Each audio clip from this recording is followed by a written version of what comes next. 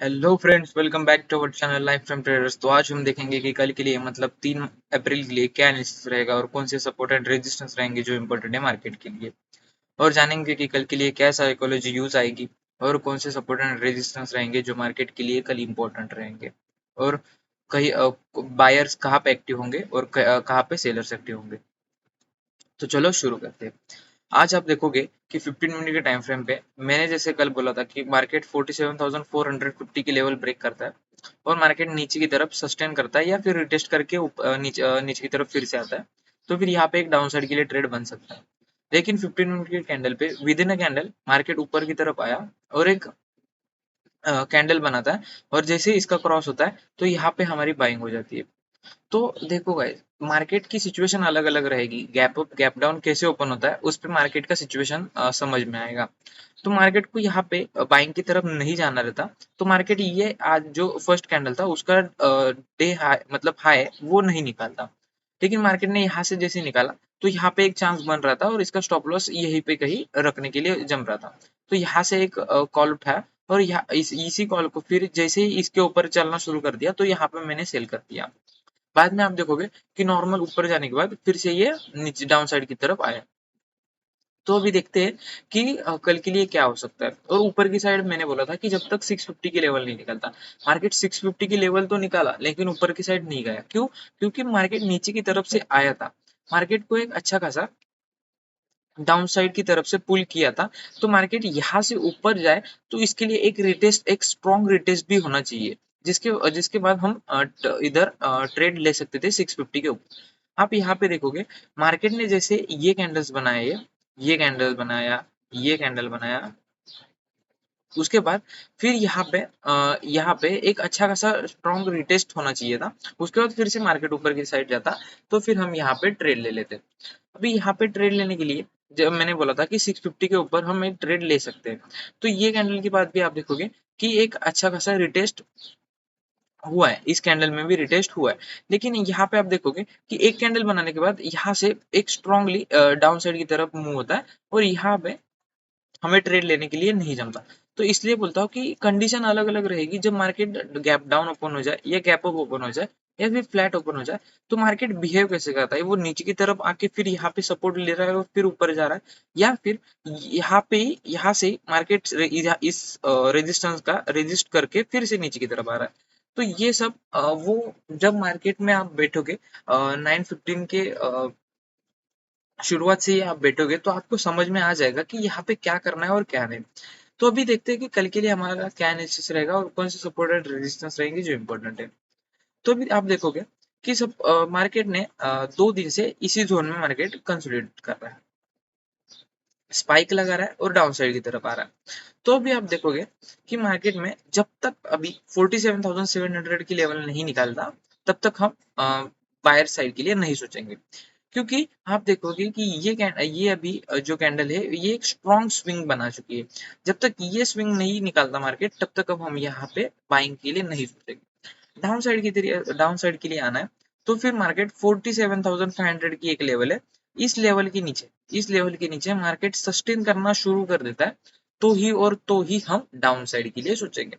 ये भी एक बायर ब्लॉक बन गया है यहाँ से लेके यहाँ तक, 500 से लेके 450 तक, मतलब एक 50 to 60 पॉइंट्स का एक ये जो जोन है ये एक बायर्स के लिए एक जोन है। यहाँ से बायर्स आप देखोगे तो कैसे पुल हो रहे हैं। यहाँ पे आज देखो मार्केट 450 के आसपास आया और यहाँ से आप देखोगे तो क्या स्ट्रॉन्ग एकदम बाइंग हुई है। तो वैसे ही ये एक ऑर्डर ब्लॉक बन गया है बायर्स का। तो यहाँ पे बायर्स अच्छी तरीके से स्ट्रॉन्ग हो रहे हैं। तो फिर हमें यहाँ पे रुकना है कि मार्केट 47,500 के नीचे एक बार आया तो यहाँ पे सस्टेन होने देना है। सस्टेन होने देने के बाद ये ब्रेक करता है तो फिर हमारा ये गैप फिलिंग के लिए मार्केट आ सकता है और फिर हमें 47,200 के भी टारगेट्स हमें दिखाई दे सकते हैं। ओके, ये रहेगा ओवरऑल व्यू। अभी हम देखते हैं कि कंडीशन पे सपोज मार्केट फ्लैट ओपन हो जाता है, फ्लैट ओपन होने के बाद डाउन साइड की तरफ ट्रेड करना शुरू कर देता है, इसी जोन में कंसोलिडेट करता है और 450 500 के नीचे 450 ये लेवल ब्रेक करता है। तो फिर हमारा एक यहाँ पे ट्रेड फिर से बन सकता है और उसका टारगेट हम 47,200 के आसपास हम ले सकते हैं। ऊपर की तरफ जाना होगा तो जैसे मैंने बोला 47,700 की जब तक लेवल नहीं निकालता तब तक हम यहाँ पे नहीं सोचेंगे। यहाँ पे सस्टेन होने दो, सस्टेन होने के बाद मार्केट को निकालने दो, तो मार्केट में हम देखेंगे कि मार्केट में क्या हो रहा है और फिर ही कंफर्मेशन पे ट्रेड लेंगे। गैप अप ओपन हो जाता है, सपोज मार्केट 47,600 के ऊपर गैप अप ओपन हो जाता है, 47,650 या फिर 700 के आसपास मार्केट ओपन हो जाता है, तो फिर यहाँ पे आपको देखना पड़ेगा कि मार्केट सपोज 47,700 मतलब ये स्विंग निकालता है, तो फिर यहाँ से एक बाइंग हैपनिंग हो सकती है और यहाँ पे आपको वेट करना है। पहले 5 मिनट का कैंडल आप वेट करो, मार्केट की कैंडल वो कैसी बन रही है, ऊपर की साइड से सेलिंग प्रेशर आ रहा है या फिर डाउन साइड की तरफ से एक बाइंग प्रेशर आ रहा है, वो देखना और उसी तरह से ट्रेड ले लेना। फर्स्ट कैंडल सेकंड कैंडल के बाद भी आपको एक यहाँ से ट्रेड मिल सकता है, तो उस हिसाब से आप देख लेना। यहाँ पे ओपन होने के बाद मार्केट इसी 47,700 के आसपास फिर से रेजिस्ट करके डाउन साइड की तरफ आता है, तो फिर हमारा फिर से ये बनेगा कि 47,500 का लेवल है, ये हमारा फिर से एक सपोर्ट बन जाएगा। फिर यहाँ पे एक अच्छा फिर से एक बाइंग हो सकती है जो मार्केट को फिर से 47,700 तक भी लेके आ सकती है। ये रहेगा गैप डाउन की गैप अप की सिचुएशन में। अब हम देखते हैं कि गैप डाउन हो जाता है। इन केस मार्केट 47,500 के नीचे गैप अप हुआ, एक अच्छा खासा 450 के आसपास फिर से गैप अप हुआ, तो फिर मार्केट में एक क्रिटिकल कंडीशन आ सकती है जो मार्केट को फिर हमें डाउनसाइड की तरफ टारगेट दिखा सकती है। मार्केट क्या करेगा, 45 400 450 400 इस लेवल पे ओपन हुआ तो मार्केट इस जोन में रेजिस्ट करके मार्केट 500 के आसपास रेजिस्ट करके फिर से डाउन साइड की तरफ आता है और 450 के आसपास ओपन होता है और 500 के आसपास रेजिस्ट करता है, तो फिर यहाँ पे एक नेगेटिव कैंडल या फिर मार्केट का डे लो है उसके नीचे मार्केट में हम आप ट्रेड कर सकते हो और फिर टारगेट यहाँ पे 47,200 के आसपास ले सकते हो। ये रहेगा बैंक निफ्टी के लिए। अब हम देखते हैं कि निफ्टी के लिए, निफ्टी में हम देखेंगे तो निफ्टी आज टोटली फर्स्ट हाफ में साइडवेज गया और सेकंड हाफ में आप देखोगे कि तो 2 PM के बाद एक मूवमेंट दिया, एक अच्छा मूवमेंट दिया और उसमें आप देखोगे सी में एक अच्छे खासे प्रीमियम यहाँ पे बढ़े। तो आप देखोगे कि मॉर्निंग में मार्केट ओपन हुआ, ओपन होते ही मार्केट डाउन साइड की तरफ तो गया, यहाँ पे एक अच्छे खासे सेलर्स बुलाए और उनका स्टॉप लॉस हिट कर दिया। फिर से यहाँ से जैसे ही ये क्रॉस हुआ, इस ऊपर की तरफ जाने लगा, तो यहाँ पे बायर्स बैठे और बायर्स का भी स्टॉप लॉस हंट कर दिया। तो टोटली आप देखोगे इस जोन में पूरा का पूरा मार्केट एसएल हंट कर रहा था, तो फिर यहाँ पे ट्रेड लेने का कोई बात ही नहीं था। आप देखोगे फिर यहाँ पे फिर से ट्रेंड शुरू हो गया और ट्रेंड शुरू हो गया इसके ऊपर एक ट्रेड लेने के लिए 22,420 के ऊपर एक ट्रेड बन सकता था, लेकिन ये एंड ऑफ द मूवमेंट था, एंड ऑफ द डे था, तो यहाँ पे हम ट्रेड नहीं लेंगे। तो निफ्टी में कोई भी ट्रेड नहीं बना था। जैसे डाउन साइड की तरफ बोला था कि मैंने डाउन साइड की तरफ बोला था कि 22,440 की लेवल या फिर ये जो 430 की लेवल है, मार्केट ये निकालता है तो फिर हम डाउन साइड के लिए सोचेंगे। मार्केट ने वैसे किया भी लेकिन मार्केट सस्टेन नहीं हो पाया और मार्केट फिर से अभी ऊपर की साइड क्लोज दिया। ऊपर भी मैंने बोला था मार्केट को जब तक 22,500 की लेवल नहीं निकालता तब तक हम बाइंग के लिए नहीं सोचेंगे। तो अभी सपोज मार्केट फ्लैट ओपन होता है, फ्लैट ओपन होते ही मार्केट 480 की लेवल है, 480 की लेवल के ऊपर सस्टेन करना शुरू कर देता है और 500 के आसपास मार्केट यहाँ पे कंसोलिडेट करता है। यहाँ पे कंसोलिडेट करने के बाद एक दो कैंडल कंसोलिडेट करने के बाद 500 की लेवल निकालता है, तो फिर हम यहाँ पे बाइंग के लिए सोचेंगे, नहीं तो यहाँ पे हम बाइंग के लिए सोचेंगे नहीं।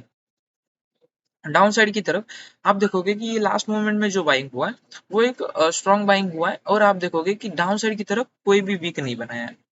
तो ये यहाँ पे हमें एक स्ट्रिक्ट ये करना पड़ेगा कि डाउन साइड के लिए हम ट्रेड लेंगे 22,400 के नीचे। तो ये फाइन एक 100 पॉइंट्स का जोन है, इसी जोन में मार्केट को कल चलने दो। इसी जोन में मार्केट रहेगा तो फिर मार्केट को इसी जोन में चलने दो, तब तक आप ट्रेड मत लेना कोई भी 22,500 के ऊपर सी या फिर 22,400 के नीचे पी, ये एक आप ट्रेड ले सकते हो।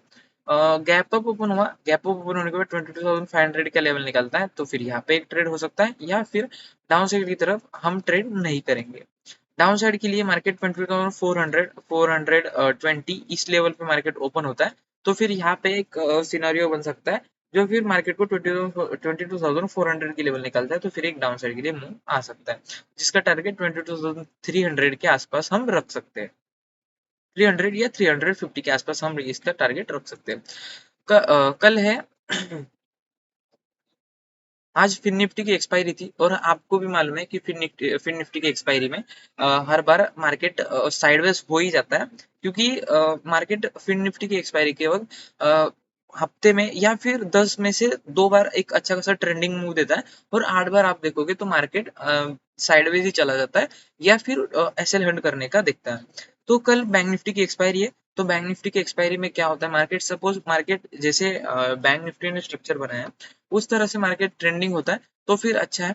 डाउन साइड की तरफ भी आप देखोगे तो डाउन साइड की तरफ 20,000 47,500 के नीचे एक अच्छा खासा स्पेस है जो मार्केट को फिर से 47,200 या फिर 47,000 की लेवल भी दिखा सकता है। आप फिबोनाची लगा के देखोगे तो फिबोनाची के हिसाब से 47,000 के आसपास एक अच्छा खासा गोल्डन जोन बन रहा है। यहाँ पे एक बार रिटेस्ट करके फिर से ऊपर की तरफ जाता है तो फिर यहाँ पे एक अच्छी खासी बाइंग हो सकती है जो मार्केट को ऑल टाइम हाई के लिए भी लेके जा सकती है। ये रहेगा एनालिसिस।